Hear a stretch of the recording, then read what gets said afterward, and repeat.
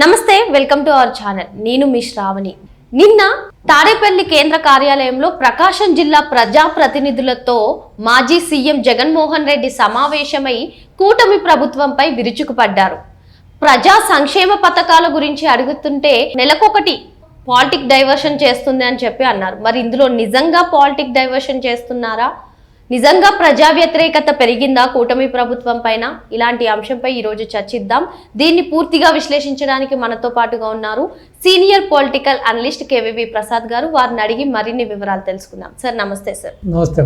Sir, కూటమి ప్రభుత్వం అధికారంలోకి వచ్చి 6 నెలలు అవుతుంది. ప్రజా సంక్షేమ పథకాలు ఏవి అని మేము నిలదీస్తుంటే నెలకొకటి పాలిటిక్ డైవర్షన్ చేస్తున్నారు. జూన్లో ఋషికొండను మొదలుపెట్టి ఈ నెలలో రేషన్ బియ్యం అక్రమ రవాణా వరకు, అలాగే ప్రతి నెల పాలిటిక్ డైవర్షన్ చేస్తున్నారు. ప్రజా వ్యతిరేకత పెరిగింది ప్రభుత్వం పైన అని చెప్పి మాజీ సీఎం వైఎస్ఆర్సీపీ అధినేత జగన్మోహన్ రెడ్డి ఆరోపిస్తున్నారు. సార్, ఈ నిజంగా ఆరోపణలా, లేదంటే అసలు ఇందులో వాస్తవం ఎంత ఉంది? ఇప్పుడు ఒకటమ్మా, మనకి తెలిసిన విషయం ఏంటంటే జగన్మోహన్ రెడ్డి గారు ఆత్మలతో మాట్లాడతారని చెబుతారు. మరి ఆత్మలు వచ్చి ప్రజా వ్యతిరేకత పెరిగిందని చెప్పిందా, లేకపోతే మరి ఎవరు చెప్పారన్నది అతను మనకి చెప్పాల్సిన సంజాయిషి ఇచ్చుకోవాల్సిన పరిస్థితి ఏర్పడింది. Okay sir. రాష్ట్రం ఏ విధంగా ఈ 5 సంవత్సరాలు సర్వనాశనం అయిపోయింది, అన్ని వ్యవస్థలు సర్వనాశనం అయిపోయాయి. సో ప్రతి వ్యవస్థని కూడా వాళ్ళ యొక్క అవినీతి కంపుతోటి ఏ విధంగా పూర్తిగా భ్రష్టు పట్టించారని మనం చూసాం. ఇప్పుడు ఒక్కొక్క శ్వేతపత్రం రిలీజ్ చేస్తూ ఇతని అవినీతి తవ్వి కొద్దీ ఇది బయటకు వస్తూనే ఉంది. అంటే అంతులేని అవినీతి. ఈవెన్ ఇప్పుడున్న ఉమ్మడి ప్రభుత్వానికి కూడా అసలు ఎటు నుంచి ఎటు ఫండ్స్ వెళ్ళిపోయినాయి, ఎటు నుంచి ఎటు అవినీతి జరిగింది, ఎటు వెళ్ళింది, ఎవరెవరు దీంట్లో ఇన్వాల్వ్మెంట్ ఉన్నది కూడా వాళ్ళకి తల ప్రాణం తోక్కొస్తుంది. అంటే అంత అవినీతి, అంత ఒక ఏమంటారు దీన్ని, ఆర్గనైజ్డ్ క్రైమ్ అంటారు. అంటే ఆర్గనైజ్డ్ క్రైమ్ చేయడంలో, ఆర్గనైజ్డ్ ఎకనామికల్ క్రైమ్ చేయడంలో ఆర్థిక నేరస్తుడు జగన్మోహన్ రెడ్డి ఎక్స్పర్ట్ కాబట్టి, సో ఈ ప్రభుత్వానికి అది తవ్వడానికి, వీళ్ళ దోషుల్ని బయటకు తీసుకురావడానికి, పట్టుకోవడానికి శతవిధాల ప్రయత్నాలు చేస్తూ ఉన్నారు, పట్టుకుంటూనే ఉన్నారు. సో రెండోది మీరు చూస్తే ప్రతి వ్యవస్థలోనూ అవినీతి, అంటే అలోకమీరిన అవినీతి. సో అంటే ఇంతవరకు ఈ దేశ చరిత్రలో ఏ రాజకీయ నాయకుడు, ఏ సీఎం చేయనంత అవినీతి యత్నం చేశాడు. ఈవెన్ ప్రపంచంలో కూడా ఇంత అవినీతికి ఎవరో పాల్పడి ఉంటారు. రాష్ట్రాన్ని ఏ విధంగా భ్రష్టు పట్టించాడో, రాష్ట్రాన్ని తన ఓన్ లిక్కర్ బిజినెస్ కోసం ఆ యొక్క చీపు, ఆ యొక్క ఇల్లీగల్ లిక్కర్ అమ్మి 5 లక్షల పైనే మంది ప్రాణాలు తీసేశాడు. ఈ రోజుకి ఎంతోమంది వాళ్ళ యొక్క ఇంపార్టెంట్ ఆర్గాన్స్, అంటే హార్ట్ కానీ, లంగ్స్ కానీ, కిడ్నీలు కానీ, బ్రెయిన్ కానీ, ఈ విధంగా రకరకాల ఆర్గాన్స్, అలాగే కడుపులో ఇంట్రెస్టమ్ కానీ, లేకపోతే ఇలా ప్రతీది కూడా పాడైపోయి హాస్పిటల్ చుట్టూ తిరుగుతూ ఒక జీవోత్సవాల్లాగా చాలామంది ఇంకా బతుకుతున్నారు. సో చాలామంది మానసికంగా కూడా రోగులు అయిపోయారు. ఈ యొక్క కల్తీ మందు తాగి వాళ్ళ బ్రెయిన్ కూడా పాడైపోయింది. ఏం మాట్లాడుతున్నారో తెలియదు, ఏం చేస్తున్నారో తెలియదు. చాలామందికి వస్తే జ్ఞాపక శక్తి కూడా నశించి వాళ్ళకి ఆ మతిమరుపు కూడా వచ్చిందని కూడా చెబుతున్నారు. సో ఈ విధంగా డైవర్ట్ పాలిటిక్స్ చేస్తున్నారు. ఇప్పుడు నీ అవినీతిని బయటకు తీస్తుంటే, ఇప్పుడు నువ్వు ఏదైతే నువ్వు వైజాగ్లో నువ్వు ప్యాలెస్ కట్టుకుని అక్కడ మరి అన్ని లక్షల రూపాయలు, కోట్ల రూపాయలు ఖర్చు పెట్టి కట్టింది నిజం కాదా? నీ అదే తాడేపల్లి ప్యాలెస్కి నువ్వు ఇంత ఖర్చు పెట్టింది నిజం కాదా? నువ్వు అంత ప్రజాధనాన్ని దుర్వినియోగం చేసి ఒక జైలు కట్టుకున్నట్టుగా చుట్టూ ఆ ఇనప కంచెలు కట్టుకుంది నిజం కాదా? అలాగే నీ ఇంట్లో పప్పుల కోసం, లేకపోతే పెన్ను పేపర్ల కోసం, సర్బత్తుల కోసం, జ్యూసుల కోసం కోట్ల రూపాయలు దుర్వినియోగం చేసింది నిజం కాదా? అదేవిధంగా నీ యొక్క బ్యాచ్ ఎవరైతే ఉన్నారో, నీ యొక్క టీం ఎవరైతే ఉన్నారో, మీరు పోర్టు కొట్టేసింది నిజం కాదా? మీరు కాకినాడ పోర్టుని బలవంతంగా గన్ పాయింట్ పెట్టుకుని కేవీ రావు గారి దగ్గర లాక్కున్నది నిజం కాదా? అలాగే ఆ పోర్టుని మీ అడ్డాగా మార్చుకుని, మీ అవినీతికి చిరునామాగా మార్చుకుని మీరు అటు నుంచి ఇటు అటు నుంచి స్మగ్లింగ్ చేసింది నిజం కాదా? ఆఫ్రికా దేశాలకి కొన్ని వేల టన్నుల బియ్యాన్ని తరలించేసింది నిజం కాదా? రేషన్ బియ్యాన్ని, ప్రజలకు ఇవ్వాల్సిన బియ్యాన్ని. సో నేనేమంటానంటే, జగన్మోహన్ రెడ్డి ఇంత ధీటుగా ఇన్ని తప్పుడు పనులు చేసి, ఇన్ని దుర్మార్గాలు చేసి, ఇన్ని అక్రమాలు చేసి, ఇంత అవినీతి పనులు చేసి కూడా ప్రెస్ మీట్ పెట్టి ఇంకా ఈ ప్రభుత్వాన్ని తూర్పుర పడుతున్నాడు, ఇంకా ఈ ప్రభుత్వాన్ని ఎదురుదాడి చేస్తున్నాడంటే అతని యొక్క వ్యక్తిత్వాన్ని, అతని మనస్తత్వాన్ని మనం అర్థం చేసుకోవచ్చు. సేమ్ టైం ఈ ఉమ్మడి ప్రభుత్వం కూడా దీన్ని ఛాలెంజింగ్గా తీసుకోవాలి. అంటే ఈ ప్రభుత్వం కూడా ఈ అవినీతి గురించి మాట్లాడటం, లేకపోతే అవినీతి గురించి పేపర్లో రాయడం, లేకపోతే వీళ్ళు మీడియా ముందు, ప్రింట్ మీడియా ముందు, డిజిటల్ మీడియాలోను, ఎలక్ట్రానిక్ మీడియాలోను, లేకపోతే డిజిటల్ ప్లాట్ఫామ్ మీద, సోషల్ మీడియాలోనే మాట్లాడటమే కాకుండా ఎవరైతే ఈ ఉమ్మడి ప్రభుత్వంలో ఈ నాయకులు ఉన్నారో, సీఎం గారు ఉన్నారో, హోమ్ మినిస్టర్ గారు ఉన్నారో, సో మిగతా నాయకులు ఉన్నారో, వీళ్ళందరూ కూడా దీన్ని ఎండగట్టి ఈ అవినీతిని బట్టబయలు చేసి ఈ ఏదైతే అవినీతి జరిగిందో ఆ అవినీతి అక్రమ సంపాదన నుంచి ఈ జగన్మోహన్ రెడ్డి అండ్ గ్యాంగ్ నుంచి వసూలు చేసి ఆ సొమ్ముని ఖజానాకి జతేస్తే అప్పుడు జగన్మోహన్ రెడ్డి డైవర్ట్ పాలిటిక్సా, లేదా ఇది డైరెక్ట్ పాలిటిక్సా, లేకపోతే ఇది మనం చేసిన తప్పులకి మనకు పనిష్మెంట్ పాలిటిక్స్ అన్నది అప్పుడు అతనికి ప్రస్ఫుటంగా అర్థమవుతుంది. సో ఎందుకంటే ఈ ఎక్కడో ఒక మెతక ధోరణి అయితే కనబడుతుంది.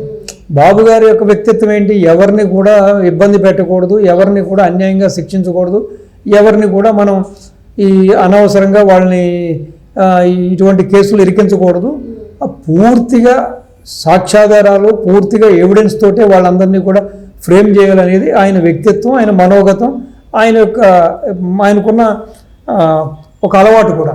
కానీ ఇతను ఇన్ని తప్పులు చేసి, ఇన్ని దుర్మార్గాలు చేసి, రాష్ట్రాన్ని ఈ విధంగా చెరుగ్గళ్ళగా నవిలి మింగేసేసి, ఇంకా ఏదో ప్రతివతలాగా ఈ విధంగా మీడియా ముందు వచ్చి ఈ యొక్క బొంకుతున్నాడంటే దానికి ధీటైన సమాధానం చెప్పవలసిన సమయం ఆసన్నమైంది. దానికి కరెక్ట్ సమాధానం చెప్పి జగన్మోహన్ రెడ్డి చెప్పేదంతా అబద్ధం, ఇదిగో జగన్మోహన్ రెడ్డి ఇదిగో ఇక్కడ ఇంత తినేశాడు, ఇదిగో రికవరీ చేశాము, ఇదిగో ఇక్కడ ఈ స్కామ్లో ఇన్ని వందల కోట్లు, ఇన్ని వేల కోట్లు అని చెప్పి ప్రజలకి సంజాయిషీ ఇచ్చుకుని ప్రజలకి దగ్గర వీళ్ళ సచ్చీలతను, వీళ్ళ నిజాయితీని నిరూపించుకోవాల్సిన సమయం కూడా ఆసనమైనట్టే. అదేవిధంగా నిరూపించుకోవాల్సిన ఆవశ్యకత కూడా ఈ ఉమ్మడి ప్రభుత్వానికి ఉంది. ఎందుకంటే ఎటువంటి యాక్షన్ తీసుకోకుండా, ఎటువంటి చర్యలు తీసుకోకుండా, అవినీతి సొమ్ముని రికవరీ చేయకుండా వీళ్ళు ఈ విధంగానే మీడియా ముందు మాట్లాడుతూ, ఈ విధంగానే వీళ్ళు శ్వేతపత్రాలు రిలీజ్ చేస్తుంటే అతను ఆ విధంగానే ఎదురుదాడి చేస్తూ ఉంటాడు. అప్పుడు ప్రజలు కూడా ఒక మీమాంసకి వెళ్ళిపోతారు. ఏంటి ఇంత అవినీతి జరిగింది అంటున్నారు కానీ ఎక్కడ రికవరీ చేయట్లేదు, ఆ సంబంధించిన వ్యక్తులను అరెస్ట్ చేయట్లేదు, వాళ్ళని జైల్లో పెట్టట్లేదు, ఇదేంటి అనే భావన మళ్ళీ వీళ్ళను కూడా డౌట్ పడే పరిస్థితి ప్రజలకు వస్తుంది. ఆ పరిస్థితి ఉండకూడదంటే ఇటు జగన్మోహన్ రెడ్డి కేడర్ కానీ, జగన్మోహన్ రెడ్డి నాయకులకు కానీ, జగన్మోహన్ రెడ్డి కార్యకర్తలకు కానీ, వాళ్ళ గుడ్డిగా అనుసరించే డిజిటల్ మీడియా, సోషల్ మీడియా కార్యకర్తలకు కానీ వాళ్ళందరికీ కూడా ఒక జలక్ ఇవ్వాలి. వాళ్ళందరికీ కూడా వెన్నులో భయం పుట్టాలి. అయ్యో ఇలా చేస్తే ఇలా కేసులు వేస్తారు, ఇలా శిక్షలు పడతాయని జరగాలంటే ఈ ఉమ్మడి ప్రభుత్వం కూడా చాలా కఠినంగాను, చాలా ఫైర్గా కూడా యాక్షన్ తీసుకోవాల్సిన సమయం ఆసన్నమైంది. ఆ దిశగా గౌరవ ముఖ్యమంత్రి గారు, గౌరవ హోంమంత్రి గారు, ఉప ముఖ్యమంత్రి గారు, మిగతా నాయకులందరూ కూడా చర్యలు తీసుకోవాలని మీ ద్వారా నేను తెలియపడుతున్నాను. లేని పక్షంలో ఏమైపోతుందంటే అతను చెప్పింది నిజమని కూడా కొన్ని రోజులకు నమ్మొచ్చు. ఇప్పుడు గ్లోబల్స్ అంతే కదా, మా గ్లోబల్స్ ప్రచారం అనేది ఏంటండి, ఒక అబద్ధాన్ని 100 సార్లు, 1000 సార్లు, 1,00,000 సార్లు మనం మాట్లాడితే ఇది కరెక్ట్ అని మాట్లాడితే, సో అవతల నుంచి ఎవరో దీన్ని డిపెండ్ చేయకపోయినా, అవతల నుంచి దీన్ని ఎవరో ఖండించకపోయినా, అవతల నుంచి చర్యలు లేకపోయినా, దీనికి తగ్గట్టు సరైన ఒక యాక్షన్ లేకపోయినా, ప్లాన్ లేకపోయినా కూడా ఏమో అతను చెప్పేది నిజమే అనే భావన కూడా, సరే ఈ రాజకీయాల్లో ఎన్ని సహజం కదా, ఒకళ్ళ మీద ఒకళ్ళు వేసుకోవడం, ఒకళ్ళ మీద ఒకళ్ళు ఆరోపణలు చేసుకోవడం, కాబట్టి జగన్మోహన్ రెడ్డి చెప్పేది నిజమేమో అనే భావన కూడా ప్రజల్లో ఒక తప్పుడు భావన వెళ్ళే అవకాశం ఉంది. కాబట్టి ఈ ప్రభుత్వం అతనికి అవకాశం ఇవ్వకుండా ఇంత అథెంటిక్గా ఆల్రెడీ సిబిఐ కేసులు ఉన్నాయి, ఈడీ కేసులు ఉన్నాయి, రాష్ట్రంలో ఇన్ని వ్యవస్థలను నాశనం చేసిన కేసులు ఉన్నాయి, ఇంత దుర్వినియోగం చేసిన కేసులు ఉన్నాయి, ఇంత అక్రమాల కేసులు ఉన్నాయి, ఇంత అక్రమార్జన కేసులు ఉన్నాయి. కాబట్టి ఈ ప్రభుత్వం ప్రజలకు జవాబుదారీగా ఉండాలంటే, జగన్మోహన్ రెడ్డి నోరు ముయ్యించాలంటే, జగన్మోహన్ రెడ్డి యొక్క 37 దాడిని, ఎదురు దాడిని ఒక నిలువరించాలంటే ఈ ప్రభుత్వం కూడా ధీటుగా అతనికి సమాధానం చెప్పి, ధీటుగా ఎవిడెన్సెస్ అన్నీ బయటపెట్టి అతన్ని యాక్షన్ చేసి అతని మీద చర్యలకు ఉపక్రమించవలసిన సమయం ఆసన్నమైంది. ఆ దిశగా చర్యలు తీసుకోవాలని చెప్పి కూడా నేను ఈ ప్రభుత్వానికి మనం చేస్తాను. సార్ ఇంకో విషయం సార్, ఇప్పుడు రేషన్ మాఫియా ఉంది కదా సార్, దీనిపైన కూడా ఆయన మాట్లాడడం జరిగింది.